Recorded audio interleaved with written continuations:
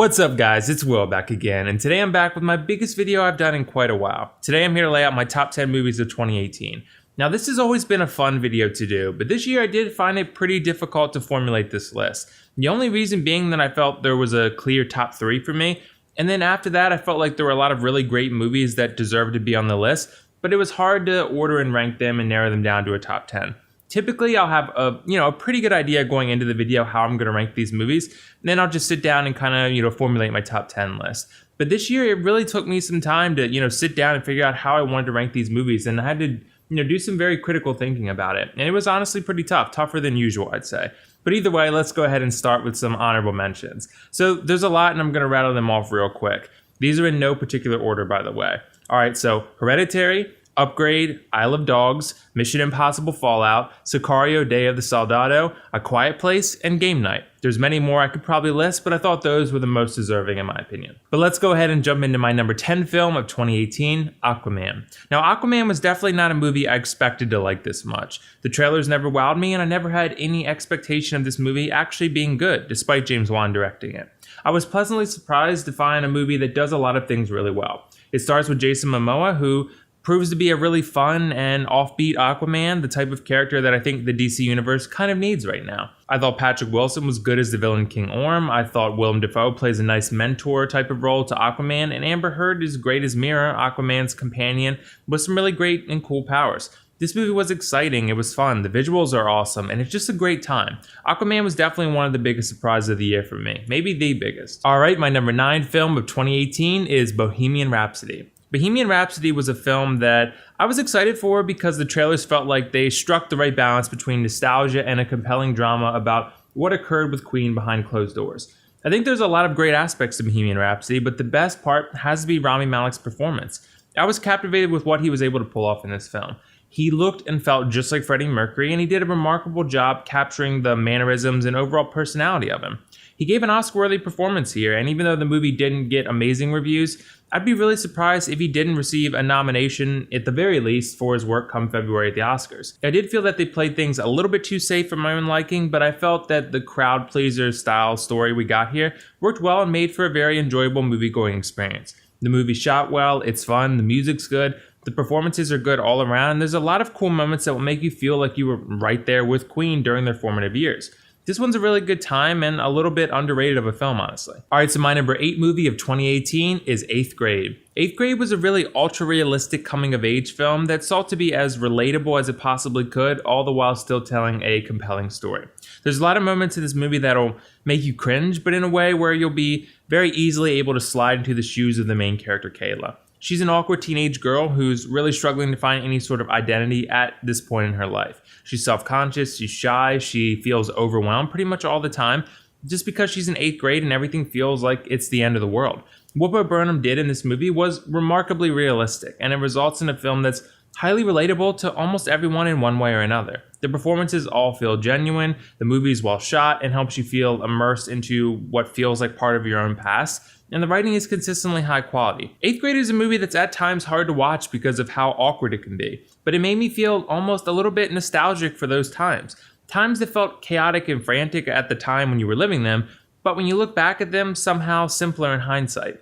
I liked 8th Grade a lot, and I think it's definitely worth a watch if you haven't already checked it out. Next up is number 7, Black Panther. Black Panther was an excellent addition to the MCU, and pretty much everything I was hoping to see out of a Black Panther movie. After T'Challa's introduction in Civil War, I was excited to see how Marvel would develop him as a character.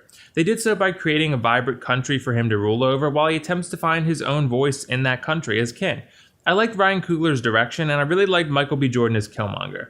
Killmonger is another step in the right direction for Marvel because he's a villain who does some pretty evil things, but in a way he's sympathetic. He comes from a broken home and all he's really ever known is fighting to survive in this world, and he's ultimately proved to be one of Marvel's best villains thus far.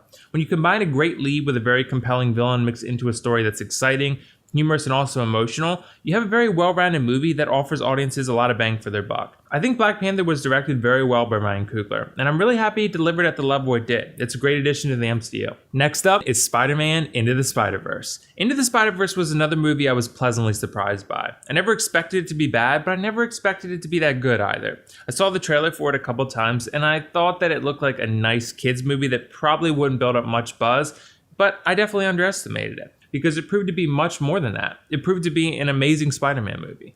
What I liked about it was its originality. Its animation is vibrant and unique, its brand of humor is well-rounded and surprisingly good, and it's got a great cast with a lot of cool characters. And it's also just exhilarating and fun. I don't always love origin stories, I think I mentioned that before, but I felt super connected to Miles Morales because his personal growth as Spider-Man and even his, emotional journey as just Miles Morales was really compelling. Into the Spider-Verse is easily one of the best superhero movies to come out in a while, and definitely one of the best Spider-Man movies, period. Alright, so we're down to the final 5. Number 5 is Won't You Be My Neighbor. Won't You Be My Neighbor is a documentary film, but still a film nonetheless, and a damn good one at that. I had no idea that there was this much amazing content out there about Fred Rogers, the man primarily known for connecting with children with little dolls and cheap TV show sets.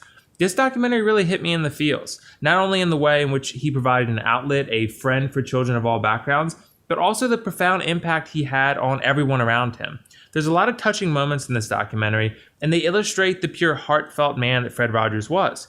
It also illustrates that Fred Rogers was able to speak to children in a way that connected with them, a way that allowed them to understand complex problems in the world at their level. I was never a huge Mr. Rogers' Neighborhood fan because it was a little bit before my time, so I can't completely feel the nostalgia that a documentary about Fred Rogers can offer, but I did feel the emotion and I constantly felt engaged with this highly improbable success story. The film makes a very concerted effort to show that he did the opposite of what made great TV at the time, but his show still became a massive hit with children seemingly everywhere. If you're looking for a super well-made documentary that's vivid, engaging, and likely to make you cry, then this is the one for you. I think this is one of my favorite documentaries I've ever seen. My number 4 film of 2018 is Love, Simon. Love, Simon was another major surprise for me. When I originally saw the trailer for it, I thought it looked like it was going to be too studio, for lack of a better term, and that it wouldn't really hold the dramatic weight that it would need to be impactful. Well, I was definitely wrong. I love this movie. I felt it told a unique coming-of-age story in a way that felt well-rounded, timely, and emotional. I think all the performances are very good, especially Nick Robinson in the role of Simon, who just, hit a total home run here. He plays Simon as an extremely likable and genuine character who just wants to be treated equally, which is a total crowd pleaser and makes for a very genuine and admirable character. I think the movie also does comedy well. There's a lot of good humor mixed into this one that allows for the movie to exist in a couple different ways. It touches on the important serious themes, but it also still tries to make the movie enjoyable for general audiences as well.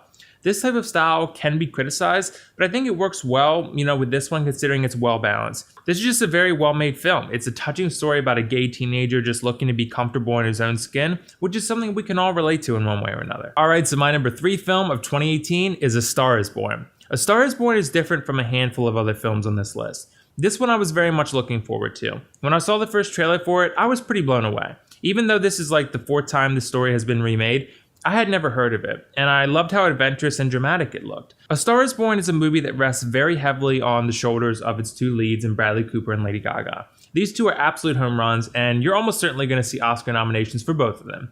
Both of them played such realistic, even flawed characters that love each other so deeply that it's difficult when show business gets in the way of that. The chemistry between the 2 actors is just off the charts good, and it makes for a great love connection that you want to root for despite all the difficulties they experience along the way. Considering this movie is about 2 musicians, it's also great that the music is fantastic. There's several awesome arrangements, and they all do a great job establishing the sense of atmosphere that surrounds the lives of our 2 lovers. I think part of what this movie does so well is it establishes that there are various factors in life that pull us away from one another sometimes, and we may not even realize it. I found this movie to be insightful, very dramatic, well acted all around, and well shot. This is probably going to be my prediction for Best Picture because I think it's just the total package for the Academy and probably what they're looking for this year. Down to my number 2 movie of 2018, Green Book. Green Book was a film that hooked me from start to finish. I went in expecting to love it because of the 2 actors involved, and I somehow walked out of the theater loving it even more than that. These 2 performances from Viggo Mortensen and Mahershala Ali are just awesome. 2 Oscar-worthy performances once again. One of which is Mahershala Ali, who I think probably will win the Oscar. And these 2 just play off each other extremely well for basically the entire runtime. A film like Green Book gets criticized a little bit for taking a more crowd-pleasing approach because of the difficult subject matter it deals with, but I actually didn't mind that for this one. I can understand why some might be upset, but I think it's fine to approach different subject matter in different ways. Not every movie has to be ultra gritty, and it can focus on different things and elect to go different routes. And I think the route that Green Book elected to go resulted in a very well-made film. It has a lot of great music, it has some great performances, it has great cinematography, and it's funny. Green Book is one of the best films I've seen in the last several years, and I definitely plan on owning this one. It's just an amazing film in my opinion. And finally, we've arrived at my number one film of 2018, Avengers: Infinity War. This comes as no surprise to anyone that saw my review of Infinity War. I was completely captivated with this film. It was payoff for 10 years invested in the MCU, and it served as the culmination of everything that's happened so far. This movie was big, it was exciting, it was funny, it was dark. It's everything I wanted it to be and then some. You know, there's a lot going on in this movie, and I was honestly fine with that because I expected it. There's like a million characters, and they all have different backstories and motivations, and it's hard to bring them all together in a cohesive way. Yet somehow the Russo bros managed to pull it off in a dynamic way that resulted in more than satisfying payoff for this film. I love Thanos as the best villain we've had in the MCU to date. The Black Order was cool too, and the battles were massive and thrilling. And I even thought the comedy worked pretty well, like I mentioned. Sometimes Marvel can overdo it with the comedy, but I felt like they struck the right balance this time around. The writing was top notch, and I think Infinity War proved to be an extremely satisfying Avengers movie. The best Marvel movie to date, in my opinion. Alright, so that's my top 10 list of 2018. Overall, I think it was a good year. There were a lot of really good movies from a lot of different genres, and I think that audiences got their money's worth overall. Of course, there were a lot of duds mixed in there too, but the 10 I laid out today, plus many others, definitely provided great value. Make sure to let me know your personal top 10 list of 2018 in the comments because I love to see your guys' thoughts on these movies as well. It's usually very insightful stuff and I love interacting with you guys. Either way, this is WillFoxification signing off. I'll see you guys in the next video.